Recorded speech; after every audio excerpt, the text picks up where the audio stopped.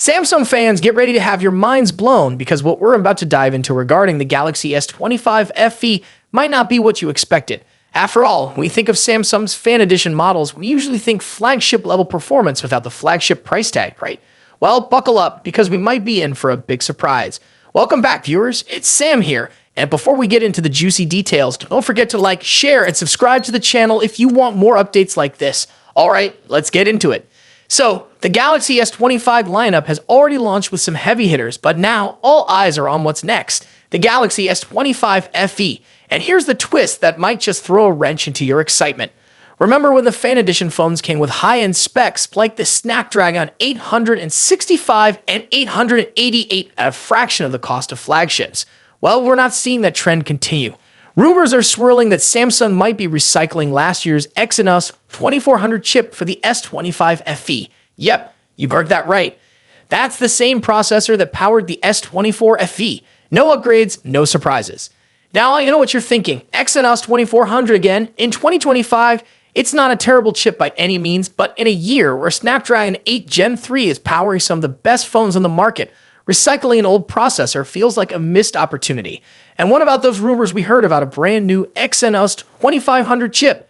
Well, it looks like that may not be happening either. So what's going on at Samsung? Are they really going to stick with the Exynos 2400 for the Galaxy S25 FE?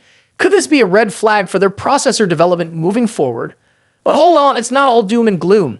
Even though the performance side of things might be lacking, there are still some exciting potential upgrades to consider. The S25 FE could be thinner than its predecessor, the S24 FE, which was already pretty sleek at 8mm thick. If Samsung can bring it down closer to the 7.2mm thickness of the standard S25, that would be a pretty big win in the design department. A thinner profile could make this phone feel even more premium without sacrificing much else.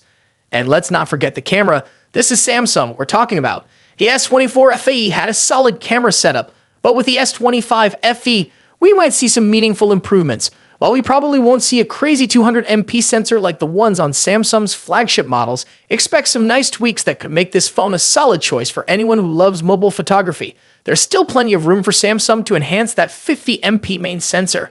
Now, here's where things get interesting. If you've been following the leaks, you might have heard that the Galaxy S25 FE could launch around the same time as the Galaxy Z Flip FE, or maybe even the Z Flip 7 FE. And both of these phones are rumored to use the same Exynos 2400 chip. So what does that mean for Samsung? Are they doubling down on a processor that's been met with mixed reviews, or are they just stuck with it for now? And here's the kicker. All of this is still based on leaks and rumors. Samsung hasn't officially confirmed anything yet, so there's still time for things to change. With a possible September launch, there could be more surprises in store for the S25 FE. But for now, we have to wonder, is Samsung setting us up for disappointment, or do they have a few tricks up their sleeve? Now, don't get me wrong, the S25 FE could still be a solid phone, even without the latest and greatest processor. After all, we've still got that gorgeous 6.7-inch AMOLED display with a smooth 120Hz refresh rate, and the overall design is bound to turn heads. Plus, the price is expected to fall between $650 to $700, which could make it an appealing choice for anyone looking for flagship-like features without the flagship price. But here's the burning question. Will Samsung make the right choice with the processor? Will they stick with Exynos, or will they surprise us with something more powerful?